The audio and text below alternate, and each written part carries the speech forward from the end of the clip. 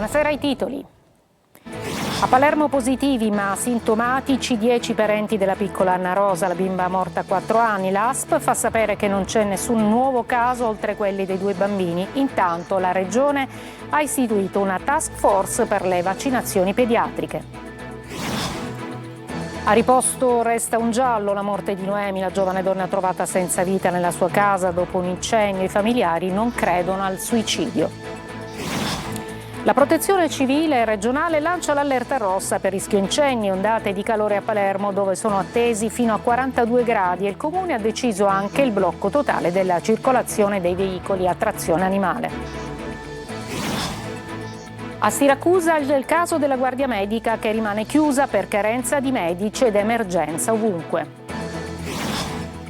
Albano a Catania con le sue passioni, canzoni e vino, la musica è medicina, dice. Calcio, Palermo Juve Stabia finisce 1-0 con il gol di Johansen, Inzaghi soddisfatto per i 3 punti. Il Catania stecca alla prima, rossazzurri superati al massimino dall'Inter under 23, occorre intervenire sul mercato soprattutto a centrocampo.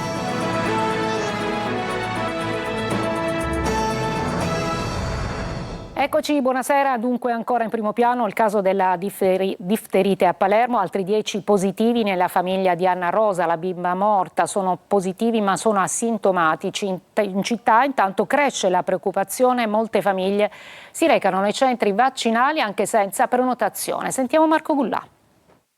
Una decina di tamponi positivi alla difterite tra i familiari di Anna Rosa Bartolotta, la bambina di 4 anni morta nella notte tra mercoledì e giovedì all'ospedale dei bambini. L'indagine epidemiologica dell'ASP di Palermo si allarga e porta alla luce nuovi casi nel nucleo familiare della piccola, mentre si stringe il cerchio sul possibile paziente zero. In città cresce la preoccupazione, tantissime famiglie che non avevano vaccinato i propri figli stanno adesso prenotando il vaccino. Questa mattina nel centro vaccinale della Guadagna in molti arrivano anche senza prenotazione. Questo boom che si aspettava, noi abbiamo fatto la normale amministrazione che fanno tutti i centri vaccinali. I nostri frigo sono pieni di vaccini, le persone, avete constatato, vengono vaccinate, non soltanto quelli che sono in prenotazione. Lei pensi che avevano prenotato online 25 persone oggi, però c'è anche che uno arriva e se è il caso che deve essere vaccinato viene vaccinato, per cui questo boom è normale amministrazione di ogni giorno. Abbiamo fatto il primo e poi gli altri 2 consigliati, il rotavirus e l'altro.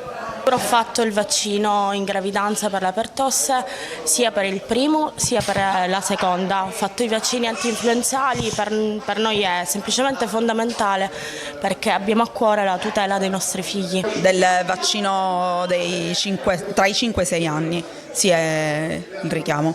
Nuove scorte di vaccini in arrivo anche per coloro che adesso fanno la prenotazione per il richiamo. Nella zona nord di Palermo sarebbero oltre 800 i bambini non vaccinati, un numero che l'ASP spera di ridurre.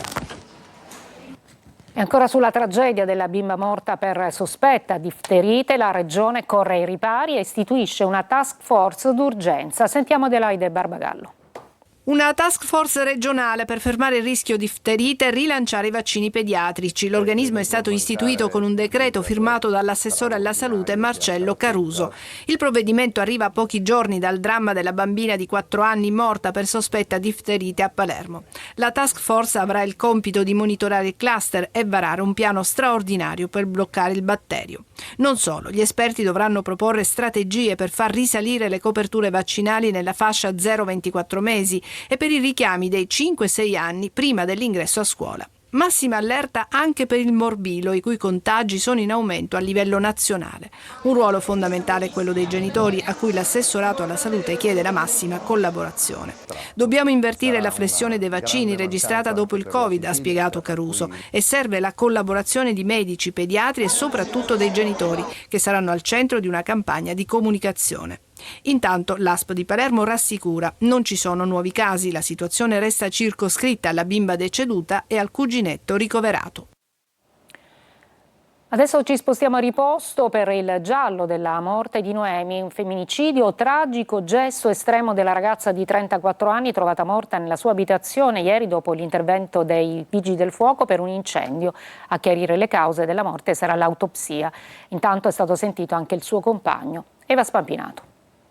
Abbastanza brutto, una morte del genere non va così. Non si rassegnano all'idea che Noemi possa aver deciso di farla finita. La madre e i familiari della 34enne trovata ieri dentro la sua casa di Riposto, qui in via Circunvallazione, impiccata mentre tutto attorno divampavano le fiamme, continuano a respingere l'idea di un suicidio. L'odore forte, acre dell'incendio del rogo si sente ancora nell'aria. Davanti la porta dell'abitazione di Noemi i sigilli dei carabinieri che questa mattina sono tornati qui sul luogo del delitto. Sull'asfalto posati per terra 5 lumini e un mazzo di fiori freschi e il cordoglio della comunità per la morte di una ragazza di 34 anni. Adesso sarà l'autopsia sul corpo di Noemi, che in questo momento si trova all'ospedale policlinico di Catania, a sciogliere i dubbi su quello che tuttora rimane un mistero: suicidio o omicidio o femminicidio. Un giallo fitto che si muove lungo il confine tra gesto disperato e delitto perfetto. Il rogo avrebbe cancellato ogni traccia di un possibile assassino? È un mistero questa cosa. Se non fosse successo l'incendio, se il cane non abbaiava, possibilmente chissà cosa sarebbe successo e le cose non sarebbero state magari così evidenti, presumo. Non escludono nessuna pista nemmeno i carabinieri della compagnia di Giarre di Riposto, che ieri hanno sentito l'uomo con la quale Noemi si frequentava nell'ultimo periodo come persona informata sui fatti, senza inserirlo però nel registro degli indagati. Avrebbe raccontato che la donna aveva preannunciato il gesto. A quelle parole lui però non avrebbe dato peso. E c'è un'altra morte sospetta, quella di un'anziana a Niscemi. Siamo in provincia di Caltanissetta. La magistratura indaga per istigazione al suicidio, sullo sfondo una precedente indagine a carico del marito per maltrattamenti in famiglia. Rita Cinardi. È ancora tutta da chiarire la morte di un'anziana di Niscemi deceduta dopo circa un mese di ricovero in ospedale. La procura di Gela ha aperto un fascicolo per istigazione al suicidio, al momento a carico di ignoti, e ha avviato una serie di accertamenti per ricostruire quanto accaduto. Gli investigatori stanno sentendo i familiari della donna, mentre sul corpo si sta procedendo all'ispezione esterna. Sarà proprio questo primo esame a stabilire se vi siano elementi sospetti che rendano necessario procedere anche con l'autopsia. Ma sulla vicenda c'è anche un altro fronte investigativo. Il marito della donna, un uomo di 85 anni, risultava già indagato per maltrattamenti in famiglia, un procedimento avviato prima della morte dell'anziana e nell'ambito del quale la procura aveva anche chiesto l'applicazione del divieto di avvicinamento alla moglie. La donna però è morta prima che la misura potesse essere convalidata. Adesso gli inquirenti vogliono ricostruire ogni passaggio della vicenda e comprendere cosa sia accaduto prima del ricovero e nelle settimane successive. Le dichiarazioni dei familiari e gli accertamenti sul corpo potranno fornire nuovi elementi all'inchiesta. Resta dunque da chiarire se e in che modo i diversi aspetti emersi possano essere collegati. Fiamme al primo piano di un palazzo di Gela. I residenti dell'intero stabile sono stati fatti evacuare e costretti a trascorrere la notte fuori casa. Gerry Italia. È l'1:30 di notte quando in via Benedetto Croce, nel quartiere Caposoprano di Gela, scatta l'allarme. Da un appartamento al primo piano di un edificio di 7 piani si alzano fiamme e fumo. In pochi minuti la situazione diventa concitata. Sul posto arrivano i vigili del fuoco e la polizia. I residenti vengono fatti uscire dallo stabile per consentire ai soccorritori di lavorare in sicurezza. La paura è tanta e tra i condomini l'agitazione cresce. Durante le operazioni non mancano neanche momenti di tensione anche nei confronti dei vigili del fuoco, impegnati a domare l'incendio e mettere in sicurezza l'edificio. Il rogo resta concentrato soprattutto nell'appartamento al primo piano, ma le conseguenze si estendono anche al piano superiore, dove 2 stanze sarebbero state interessate dal fumo e dagli effetti dell'incendio. Una volta spento il rogo entrano in scena gli investigatori. Sul posto arriva la polizia scientifica per effettuare i rilievi e cercare elementi utili a ricostruire la dinamica. Al momento, infatti, l'origine delle fiamme resta un punto da chiarire. Non è ancora possibile stabilire se si sia trattato di un incidente o se dietro l'incendio possano esserci altre circostanze. Intanto il palazzo rimane interdetto ai residenti. Nessuno è potuto rientrare negli appartamenti. La paura lascia spazio alle verifiche tecniche. Saranno gli accertamenti a stabilire quando e come è iniziato l'incendio e se lo stabile può tornare a essere abitato in sicurezza. A Messina, slitta di 11 giorni, uno degli accertamenti chiave dell'inchiesta sul crollo di Pistunina nella zona sud della città. Il controllo dei telefoni cellulari sequestrati ai 3 indagati è stato rinviato al 4 settembre per sopraggiunti problemi organizzativi dei carabinieri. Saranno analizzati messaggi, fotografie e comunicazioni tra gli indagati, che sono gli imprenditori Pasquale Dalì, Alessandro Panarello e l'ingegnere Pietro Leone, tutti accusati di omicidio colposo plurimo, disastro colposo e rimozione dolosa di cautele contro gli infortuni sul lavoro. Parliamo di tempo, di temperature, perché la Protezione Civile regionale ha diffuso un avviso rosso per rischio di incendi dalla mezzanotte per le successive 24 ore nelle province di Palermo e Enna. A Palermo soprattutto allerta rossa per ondate di calore previste fino a 42 gradi. Il Comune appunto ha deciso anche il blocco totale della circolazione dei veicoli a trazione animale per l'intera giornata di domani. Nelle altre province l'allerta resta arancione. Adesso la situazione delle carceri siciliane è sempre più critica, perché dal 19 agosto una giovane donna e il suo bambino di 18 mesi sono detenuti nel carcere di Gazzi di Messina. Per loro c'è stata una gara di solidarietà da parte del personale dell'amministrazione della struttura e di tanti volontari che hanno tentato di migliorare le loro condizioni, ma il garante dei detenuti dice che è una condizione inaccettabile. Sentiamolo. I bambini in carcere sono una vergogna, sono la violazione più eclatante del principio di umanità della pena. Facciamo scontare la pena a un soggetto innocente in un ambiente che è già terribile di suo, ma che in quest'estate rovente è diventato più invivibile che mai per il sovraffollamento, per problemi strutturali e per tutta una serie di questioni che in realtà riguardano il carcere in Italia.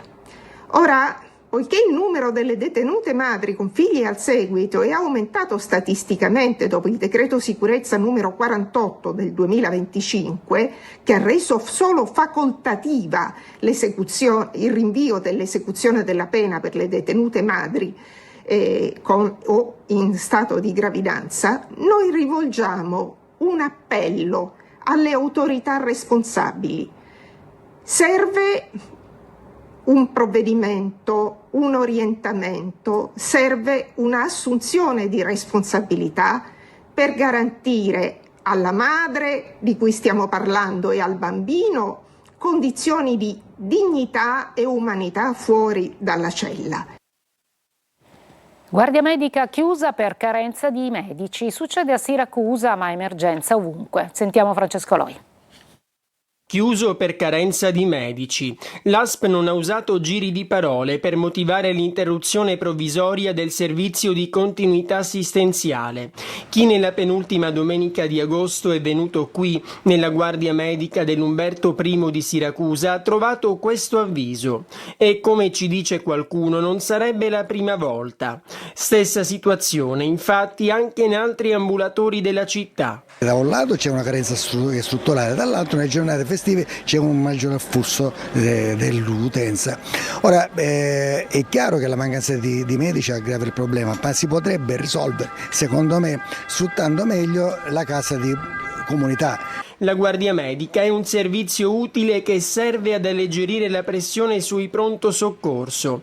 Qui bisogna rivolgersi per i casi non gravi ed è qui che solitamente si trovano i medici neolaureati, giovani che decidono di fare esperienza così. Ma non tutti accettano. Bisogna incidere moltissimo sulle politiche che possono aumentare l'attrattività, e mi riferisco alle politiche salariali, allo scudo penale, alla problematica del contrasto alle aggressioni ai camici bianchi e tutte quelle iniziative che la Federazione Nazionale degli Ordini dei Medici da tempo sta portando avanti presso i tavoli ministeriali. La guardia medica quindi sembra non essere attrattiva, troppe responsabilità e stipendio basso. E questa è la conseguenza.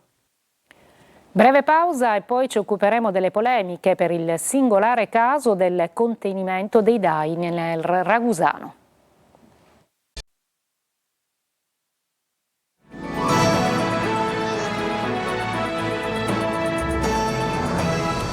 Contenimento daini nel Ragusano, previsto l'abbattimento di 100 esemplari, scatenando l'indignazione di molti tra politica e animalisti. Veronica Barbarino.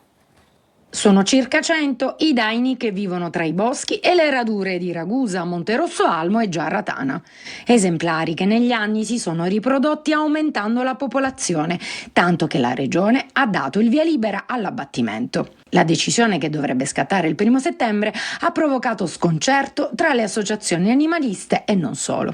Alla base del contenimento l'esigenza di limitare i danni alle coltivazioni e il rischio di incidenti stradali. Mancano i dati, contestano gli animalisti. Non ci sono dati, eppure si parte sparati con il fucile in mano, con 10 cacciatori selezionati, ma non sappiamo come, perché anche di questo non abbiamo alcun documento ufficiale. Questo è il motivo principale per cui si è creata veramente una enorme onda emotiva. La richiesta è quella di cercare alternative come la cattura, il trasferimento degli animali o la sterilizzazione.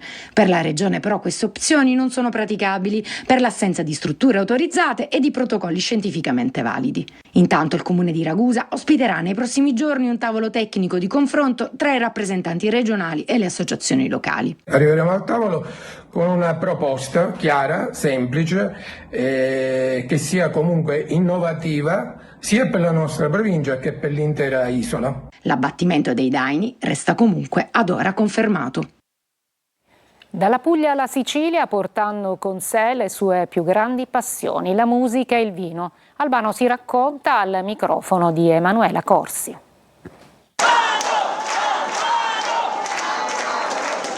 Un artista amato dal pubblico, una voce straordinaria che ha fatto la storia della musica italiana, ma anche un uomo profondamente legato alla terra e alle sue tradizioni. Albano Carrisi è arrivato in Sicilia portando con sé le sue grandi passioni, la musica e il vino.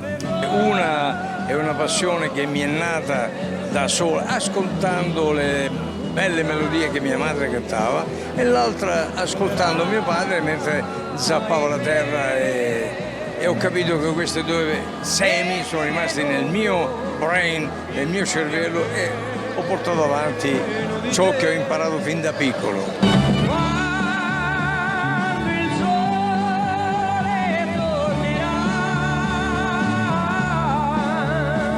Hai mai pensato di comprare un vigneto magari qua in Sicilia? No, perché già non faccio in tempo a seguire i miei là in Puglia. Qua mi piace invece osservare quello che fanno gli altri miei colleghi, contadini o imprenditori. Felicità, e bicchiere di vino con un panino, la felicità.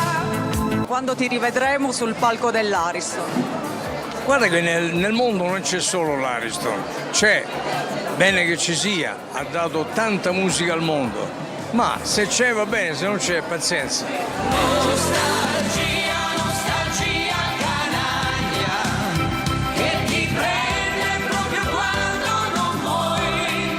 Ricordatevi, come io lo ricordo a me stesso ogni giorno, che la musica è medicina e come tutte le medicine presa con la giusta dose fa bene al vivere. Breve pausa e poi la pagina dello sport, il Palermo che batte la Juve Stabia, mentre invece il Catania il stecca la prima e viene battuto dall'Inter Under 23.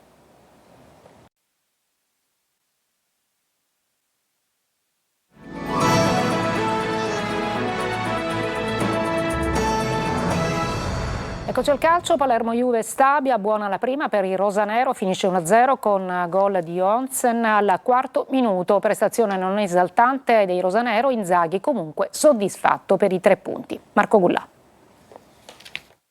Pratico e vincente. Il Palermo vince la prima di campionato al Barbera contro la Juve Stabia, finisce 1-0 con gol di Jonsen segnato al 4° minuto. I rosanero hanno anche sofferto e rischiato di subire il pareggio nella ripresa, ma alla fine una difesa solida e anche un po' di fortuna, come in occasione del palo colpito dalla Juve Stabia, hanno mantenuto la porta inviolata. Una vittoria che permette ai rosanero di incamerare i primi 3 punti del torneo e mandare un messaggio chiaro al campionato. Gara che si sblocca subito subito, poi Giampaolo apre un corridoio per Jonsen che danza con il pallone e poi lo spedisce all'angolino. 1-0.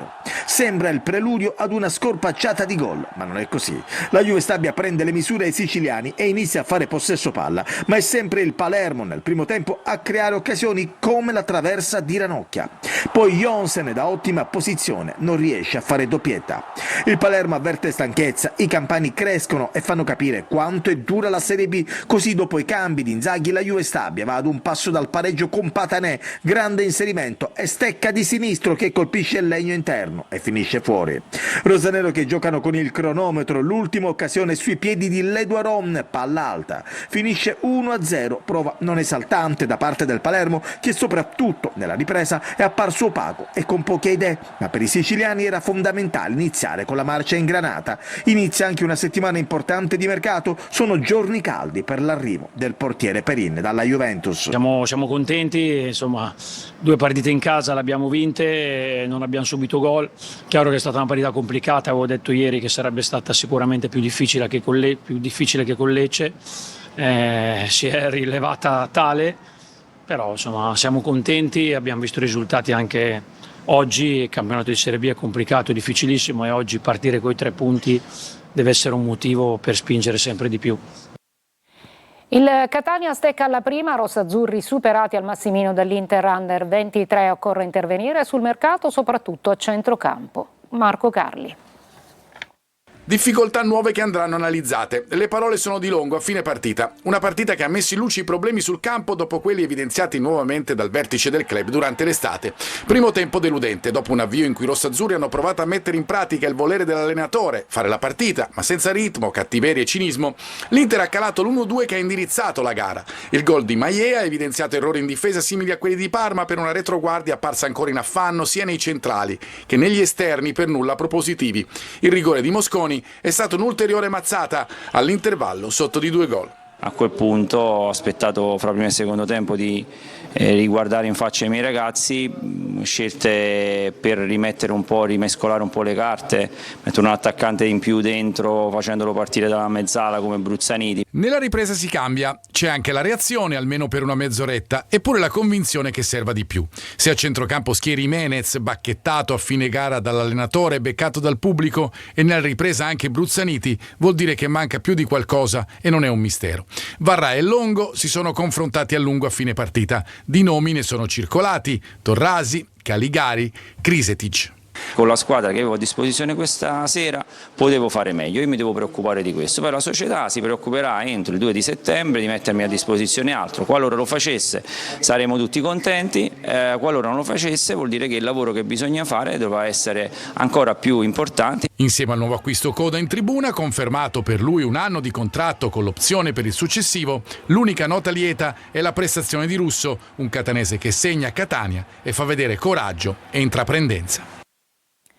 E c'è un aggiornamento prima di chiudere sul caso della bimba morta a Palermo perché non vaccinata, perché l'Istituto Superiore di Sanità ha confermato che sono positivi alla difterite i campioni della bimba all'ospedale dei bambini di Palermo morta. Le indagini sui campioni, infatti giunti dall'Arnas civico di Cristina, hanno dato esito positivo e hanno rilevato il gene della tossina responsabile appunto della difterite respiratoria che ha causato il decesso della piccola.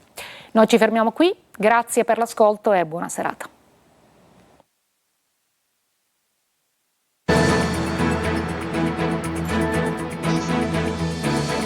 Entra nel mondo dell'informazione con l'app Sicilia Web. Resta sempre aggiornato con le news e le live in diretta.